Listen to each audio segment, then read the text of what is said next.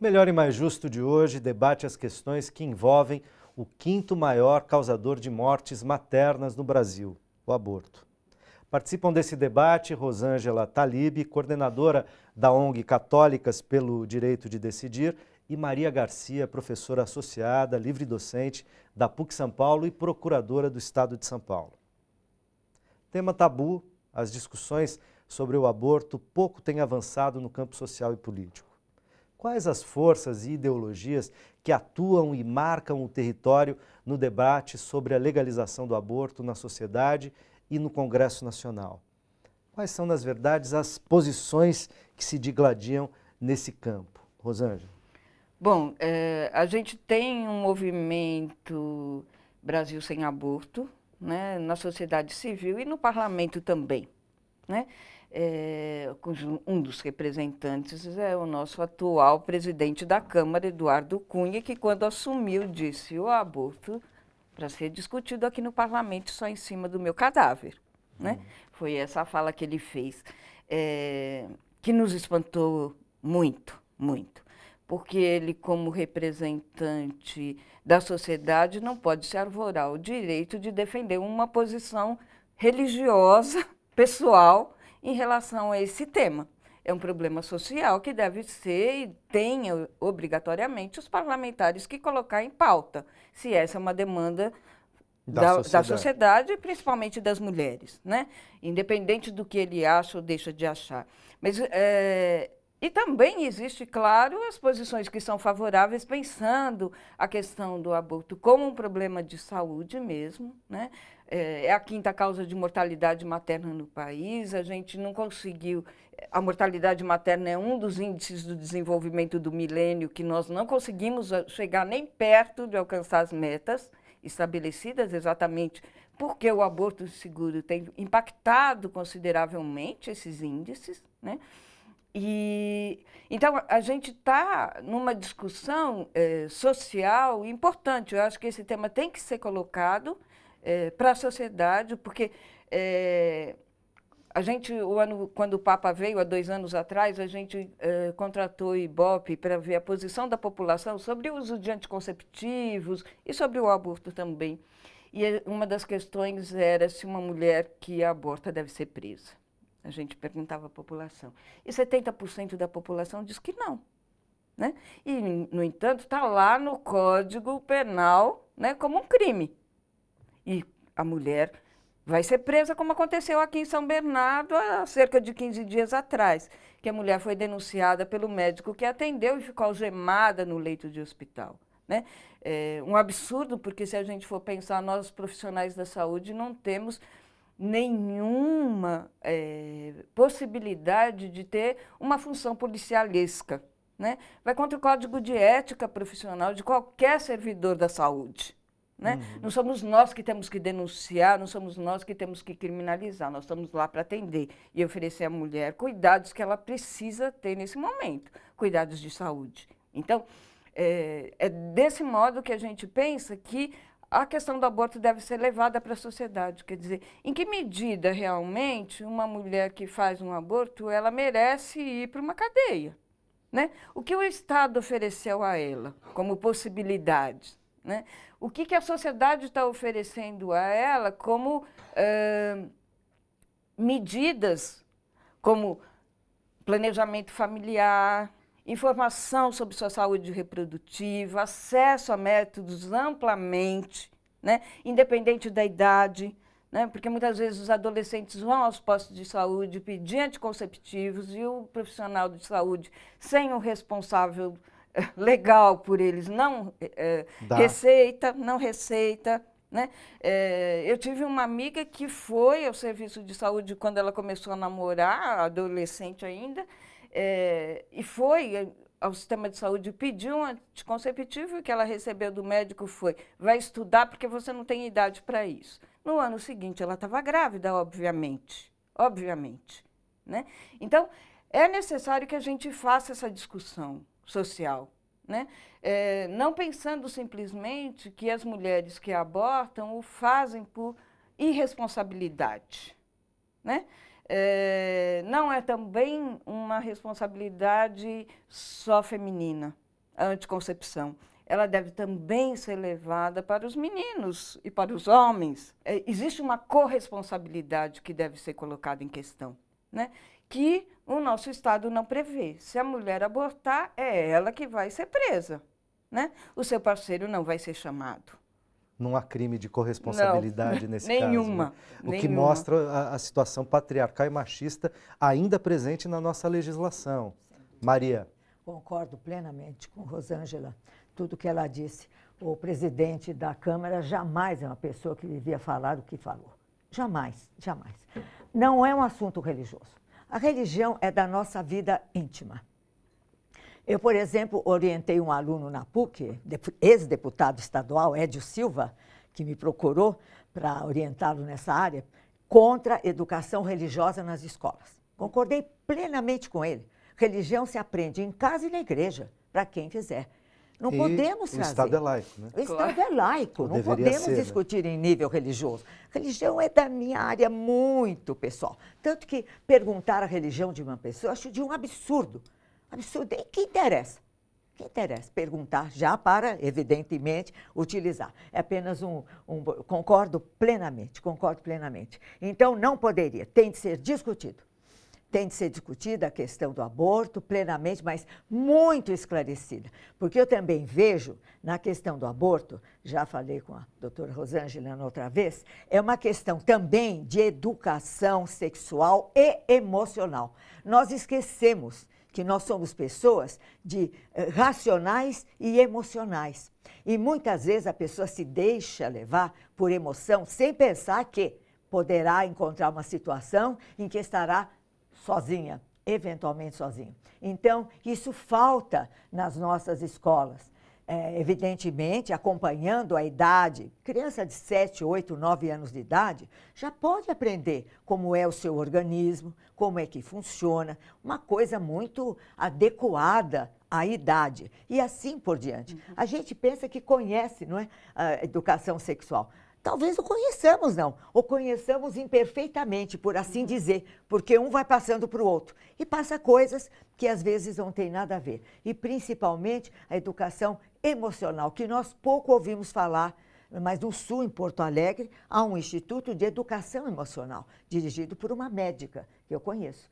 Ensinar como controlar as nossas emoções e não sermos levados por ela. E não é apenas o amor, também a raiva, também o ressentimento, também o medo, ou coisas assim. De modo que é um assunto realmente que deve ser aberto à sociedade, mas discutido do ponto de vista científico e legal. Não pode descer aí as convicções de cada pessoa. Pessoais, né? Não pode. E religiosas, enfim. Repercutiu muito mal essa na direção do que vocês duas, aliás, estão dizendo agora, gostaria de perguntar o seguinte: quando a gente responsabiliza a mulher, é verdade, quer dizer, é possível que algumas mulheres, tendo informação suficiente para se prevenir ou para negociar que o parceiro se previna, né, de uma eventual gravidez, isso vale para uma parcela das mulheres, não saberia estimar quanto. Mas certamente não vale para todas as mulheres brasileiras e sequer para todos os homens parceiros, não tem nem informação, nem educação, nem acesso adequado ou suficiente aos serviços de saúde, à educação formal, etc. E, aliás, mesmo na educação formal, mesmo no serviço de saúde, ainda campeiam preconceitos. Muitas vezes esse tipo de assunto, a sexualidade, não só o aborto, mas a sexualidade ainda enfrenta preconceitos, é um assunto tabu. Né? Então é muito comum que você tenha mulheres que engravidam que sequer sabiam como fazer planejamento familiar ou como fazer uma contracepção adequada. Claro. O que, nesse caso, a gente não poderia chamar de irresponsabilidade legal, etc. Né? Quer dizer, nós temos um conjunto de questões a serem enfrentadas para pensar o aborto do ponto de vista da emancipação da população brasileira, né? A ponto de imaginar que em países mais desenvolvidos, seja onde o aborto é ou não legalizado, talvez o nível de mulheres abortando seja muito menor, porque o nível de escolaridade, de acesso, de condições de vida seja maior. Com certeza. Todos os países onde o aborto é legalizado, a gente tem os menores índices de abortamento. Por quê? Porque a gente leva essas mulheres para o serviço público de saúde, né? Você atendendo essa mulher, na maioria das vezes, ela vai sair de lá com um método anticonceptivo que vai garantir que não haja uma gravidez indesejada de novo, né? Então, todos os países, eu tive a oportunidade de estar no Uruguai no final do ano passado, num seminário junto com o ministro da Saúde, que estava nesse seminário, e ele disse que desde que foi legalizado o aborto no Uruguai, eles não perderam nenhuma mulher morreu por fazer o abortamento. Nós, no ano passado, tivemos 2 no Rio de Janeiro no mesmo mês, né? Por procurar abortamentos inseguros, né? O que a gente quer é que nenhuma mulher precise passar por isso, né? Quer dizer, não tem sentido você perder uma mulher por uma morte que é perfeitamente evitável, né? Eu tive a oportunidade também de estar no México, na cidade do México, quando foi legalizado, e conhecer os serviços de saúde lá que estavam implementando o atendimento, e o atendimento era medicamentoso e em casa.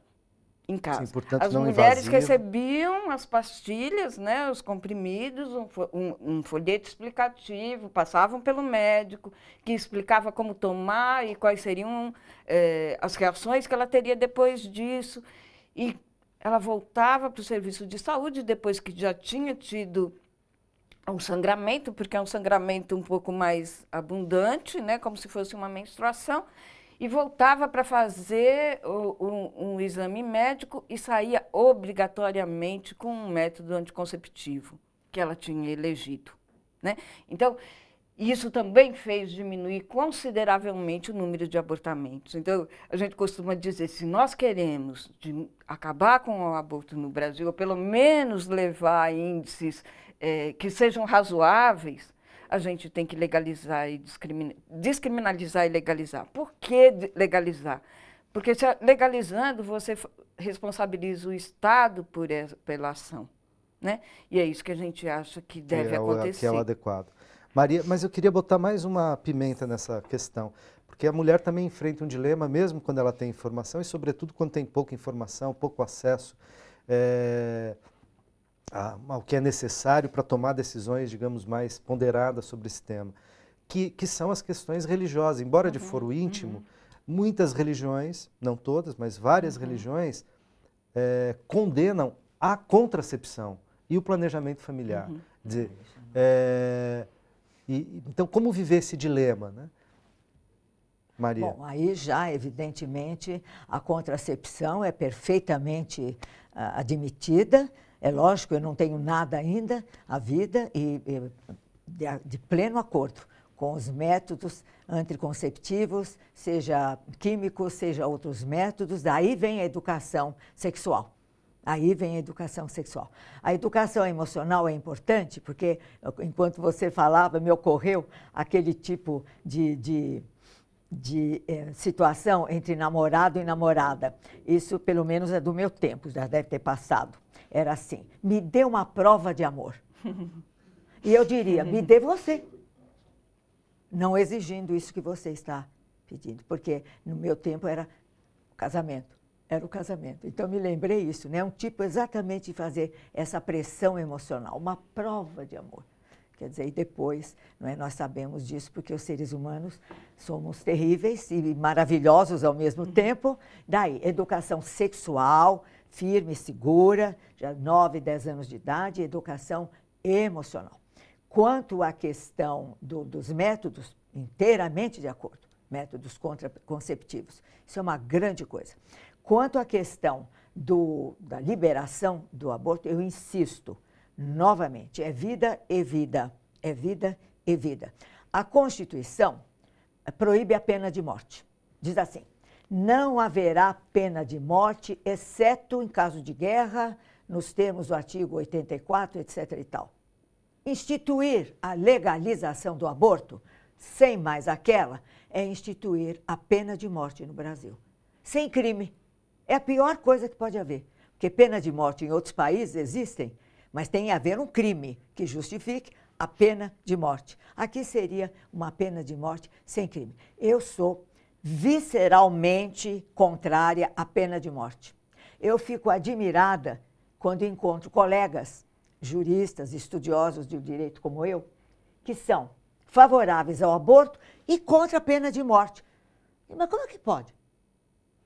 Contra a pena de morte, favorável ao aborto, mas do que estamos tratando aqui? É da morte de um ser humano. E do que a gente considera vida. Embora a própria lei ainda permita também, não só em caso de guerra, se a gente tomar o teu critério, no caso de estupro, no caso de risco à vida da mulher e no caso de bebês anencefálicos, é permitida a interrupção. Eu preciso fazer mais um intervalo e a gente já volta.